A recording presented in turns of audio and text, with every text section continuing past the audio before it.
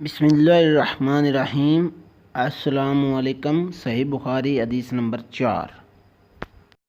ابن شہاب کہتے ہیں مجھ کو ابو سلمہ بن عبد الرحمن نے جابر بن عبداللہ انصاری رضی اللہ عنہما سے یہ روایت نقل کی کہ آپ صلی اللہ علیہ وآلہ وسلم نے وحی کے رک جانے کے زمانے کے حالات بیان فرماتے ہوئے کہا کہ ایک روز میں چلا جا رہا تھا کہ اچانک میں نے آسمان کی طرف ایک آواز سنی اور میں نے اپنا سر آسمان کی طرف اٹھایا۔ کیا دیکھتا ہوں کہ وہی فرشتہ جو میرے پاس غار حرا میں آیا تھا وہ آسمان و زمین کے بیچ میں ایک کرسی پر بیٹھا ہوا ہے۔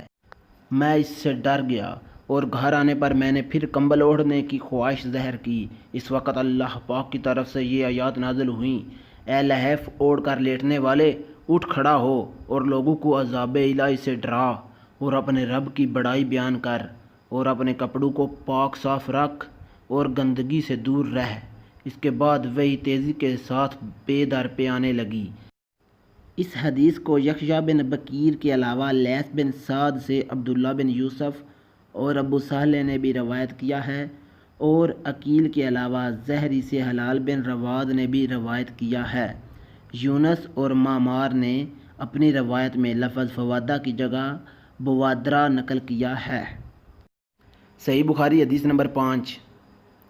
موسیٰ بن اسماعیل نے ہم سے حدیث بیان کی، ان کو ابو عوانہ نے خبر دی، ان سے موسیٰ ابن ابی عائشہ نے بیان کی، ان سے سعد بن جبیر نے، انہوں نے ابن عباس رضی اللہ عنہ سے کلام الہی لا تحرک بہ لسانک لا تعجل بہ اللیل کی تفسیر کے سلسلے میں سنا کہ رسول اللہ صلی اللہ علیہ وسلم نزول قرآن کے وقت بہت سختی محسوس فرمایا کرتے تھے۔ اس کی علامتوں میں سے ایک یہ تھی کہ یاد کرنے کے لیے آپ اپنے ہونٹوں کو ہلایا کرتے تھے۔ ابن عباس رضی اللہ عنہ نے کہا، میں اپنے ہونٹ ہلاتا ہوں جس طرح آپ صلی اللہ علیہ وسلم ہلاتے تھے۔ سعد کہتے ہیں میں بھی اپنے ہونٹ ہلاتا ہوں جس طرح ابن عباس رضی اللہ عنہ کو میں نے ہلاتے دیکھا۔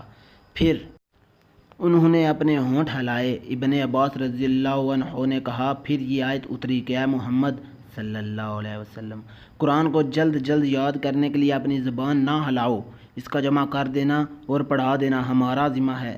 ابن عباس رضی اللہ عنہ کہتے ہیں یعنی قرآن پاک آپ صلی اللہ علیہ وسلم کے دل میں جما دینا اور پڑھا دینا ہمارا ذمہ ہے، پھر جب ہم پڑھ چکیں تو اس پڑھے ہوئے کی اتباع کرو۔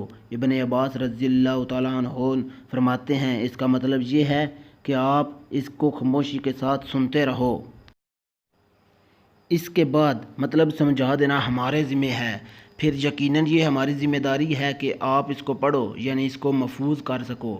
چنانچہ اس کے بعد جب آپ کے پاس جبرائیل علیہ السلام وحی لے کر آتے تو آپ توجہ سے سنتے، جب وہ چلے جاتے تو رسول اللہ صلی اللہ علیہ وسلم اس وحی کو اس طرح پڑھتے تھے جس طرح جبرائیل علیہ السلام نے اسے پڑھا تھا۔